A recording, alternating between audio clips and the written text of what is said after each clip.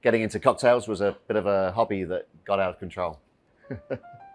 Take one, Rich. I'm Rich McDonough, co-owner and beverage director for Workshop14 in Hanoi. I was actually living in Ghana for a while, and I got into modernist cooking techniques, and I was doing dinner parties for friends. So at some point I thought about whether I could use some of the same techniques to do cocktails. And when I went back to Vietnam, I made cocktails for my friends from the first time I'd lived there. When I first arrived in Hanoi in the early 90s, tattoos were for prisoners. Now it's quite normal to see a middle-aged Vietnamese lady with a tattoo on her collarbone. It's an exciting time. There was a while where everybody had a speakeasy, and I think now that people are finding their feet and finding their own voice. The cocktail scene in Vietnam really started in Saigon rather than Hanoi, which is much more of a party city. Hanoi in particular, because of its historical development, tends to have very narrow properties. So finding a space which is of a good usable width is quite difficult.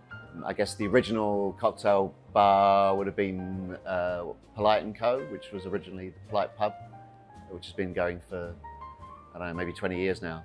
Risu's doing some fun stuff. Patrick and the guys over at Hudson Rooms and Track 61.